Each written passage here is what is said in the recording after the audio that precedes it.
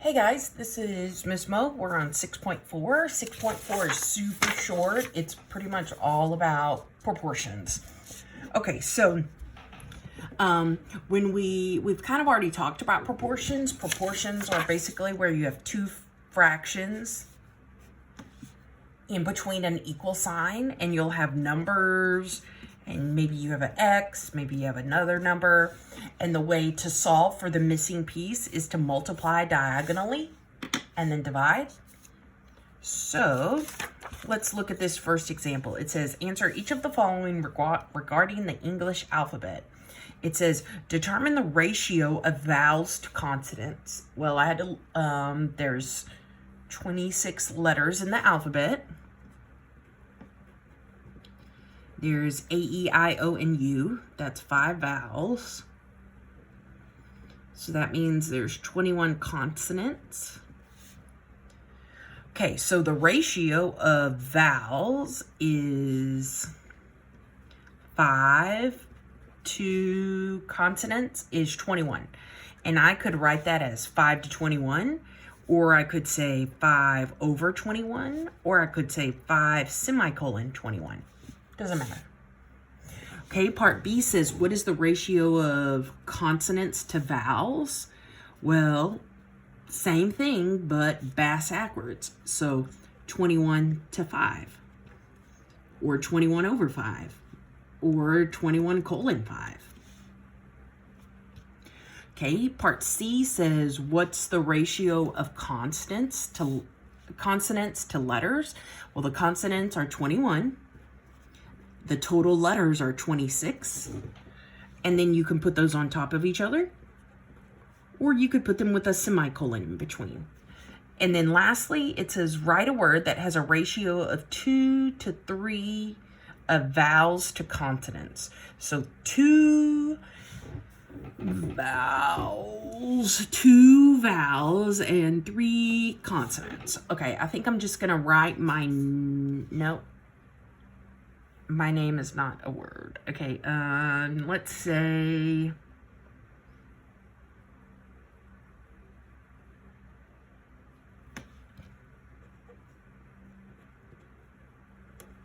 steer. Yeah. Like you steer a car. I don't know if that's how you spell it, right? But there's 3 consonants and 2 vowels. Yeah. Okay, let's look at these proportions over here on the right. It looks like they set us up for cross, multiply, and divide. This looks like kind of the last couple sections we've been doing, only instead of there's an X here instead of a question mark. But we're still going to do the same thing. It says solve for X, so we're going to cross multiply. So on part A, 7 times 30 is 210. 35 times X is 35X. And then this is a 35 times X. Remember, we just said we multiplied those. So to solve for regular X, the opposite of this multiply 35 is divide 35. And then that should give us 6 maybe? I don't know. Yay, X equals 6. Huzzah. Okay, let's go to part B. Same thing. Cross, multiply, and divide. X times 31 is 31X. 7 times negative 6 is negative 42. Then, to get the X by itself right now, it's multiplying with a 31. Well, if you want that 31 to go away, you have to divide by 31. And you get X equals negative 42 over 31, and I do not think you can reduce that because 31 is prime. Okay, let's look at part C. We're going to cross multiply and divide. So we're going to get 412 equals 21X because 4 times 103 is 412.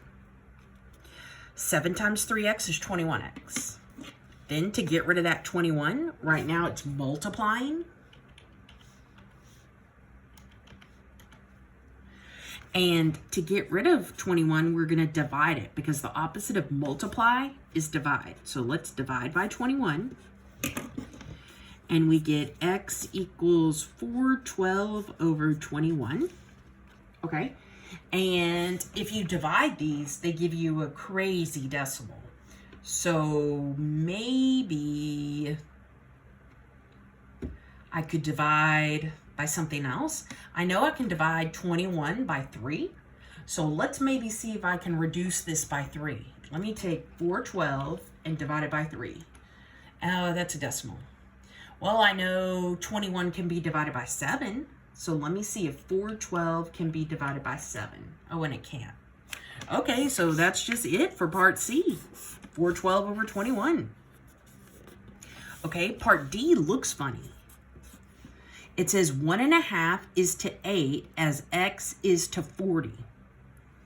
Well, that's kind of like over here on the very left. Remember when we said vowels to consonants is 5 to 21 or 5 over 21?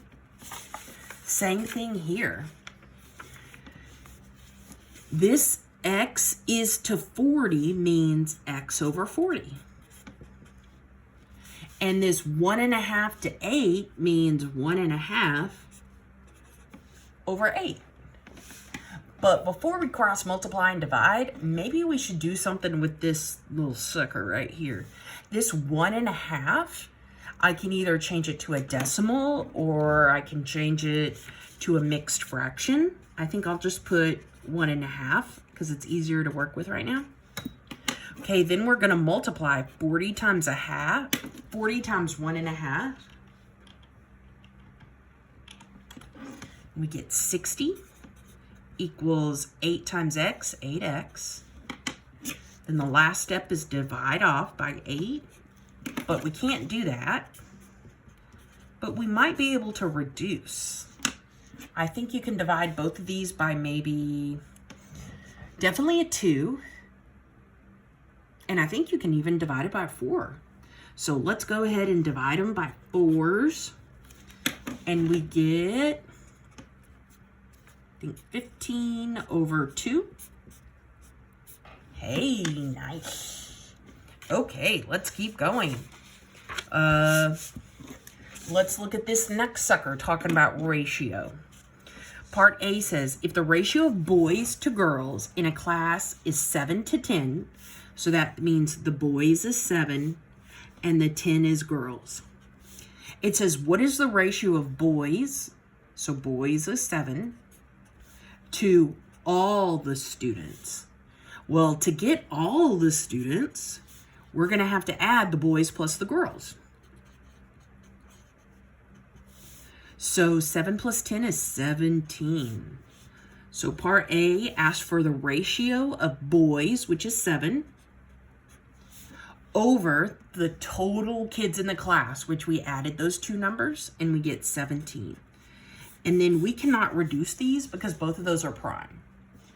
So we get 7 over 17, or I could put 7 with a little semicolon, 17, or I could even put it with the word 2 in the middle, 7, and then the word 2, 17.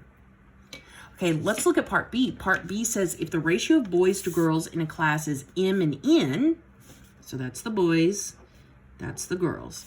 It says, what is the ratio of boys? Well, what was boys? Boys was M. To all the students in the class. How do we find all the students? Well, we add the boys and the girls. But in this case, there's no numbers. It's just M and M. M and N. M and N. Okay, so the question was, what's the ratio between boys? Well, it's M, because that's what we said M boys was. Then all students is both of these suckers added together. Woohoo! Okay, let's go to part C. Part C says if 2/5 of the class are girls,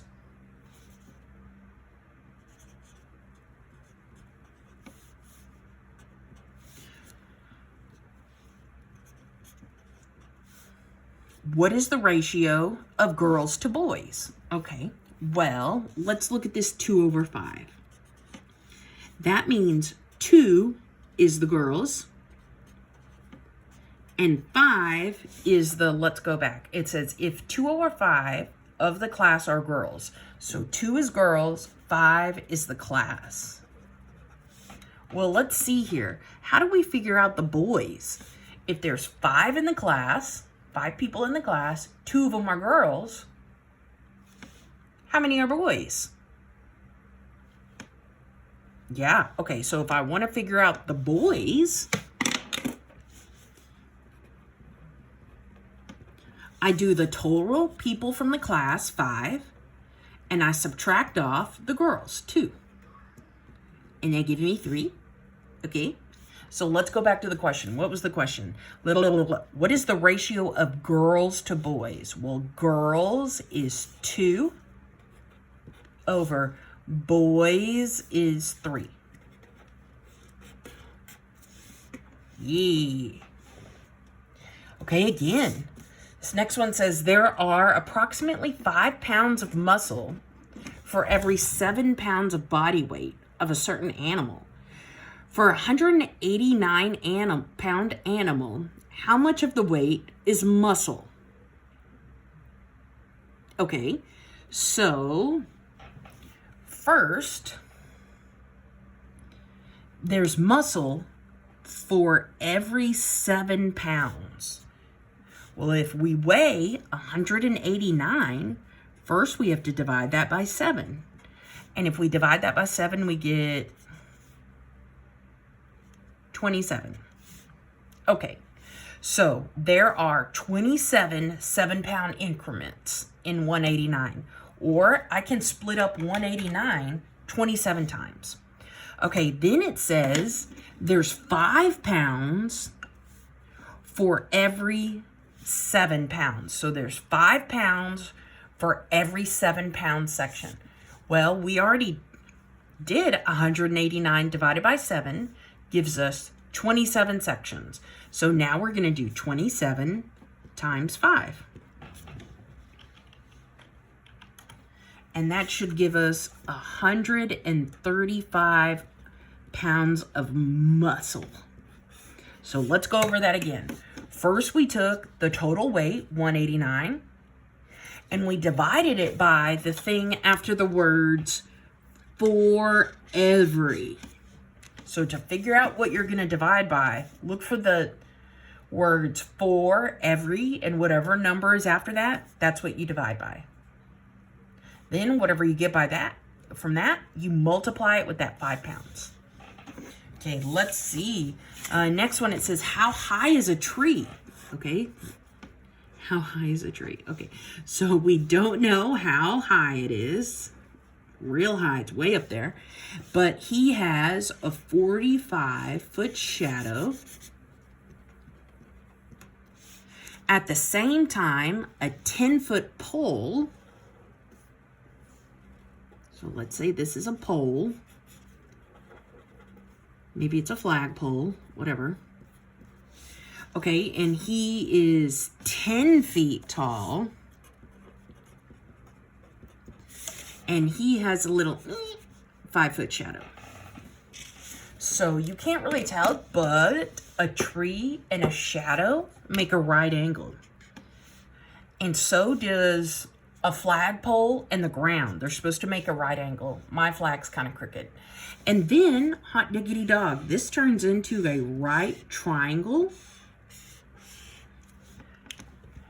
And since they're both right triangles, we can call them similar right triangles since we're talking about them in the same word problem. So we're going to use a proportion. We're going to say this question mark or the height over the base. So we're going to use height over the base, or we'll call it the shadow. Okay, so how tall is this first tree? We don't know. So let me put an X over, what's the shadow of this tree? 45. Then let's make a proportion equals, what's the height of this pole? 10. And what's the length of the shadow? 5. Okay, then we're going to cross multiply and divide. X times 5 is 5x. 45 times 10 is 450. And then to get rid of this 5, you got to divide. And x should be equal to 90. So that's saying that this tree is 90 feet tall. Is that even a thing? I don't know. Okay, so our answer is 90. Okay, let's look at the next one. It says, find 3 sets of x and y values for the following. Okay, this might seem crazy, but it's not. So it's saying, first let's put 7 in the x. Okay, well if I put a 7 right here, then we just have to find the y, as in cross multiply and divide. So this turns into 3 over 15 equals 7 over y, and then cross multiply and divide. That makes 3y equals 30, 60, 90, 105, I think. Let me see. Yes, okay. Then you divide by 3. And you get y equals 35. So we're going to put 35 in this little box. Then the question is saying, well, wait a minute. What if the y value is 55? What's the x value? Okay, well, we're still going to have 3 over 15. But for this next piece, we don't know the x part. It's missing. So I'm going to put the letter x there on top. But then the y value, it says, is 55. So let me put 55 down there. And then we cross multiply and divide. So 15 times x is 15x. 3 times 55, 165. Then to get rid of that 15, that's multiplying, we divide. Divide by 15. Cancels on the left, and we get x equals 11. So we're going to put an 11 in this next box where the x is. Then for the last one, see what they give you and see what they're missing. So it looks like they gave us the x value is 16.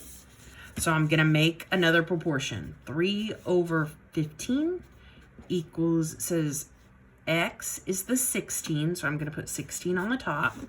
But then y is missing. So I'm going to keep the y on the bottom. Then cross multiply and divide.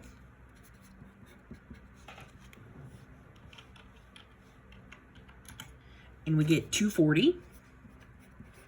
Then to get the y by itself, we divide by 3. And you get 80. Huzzah! Done with 6.4.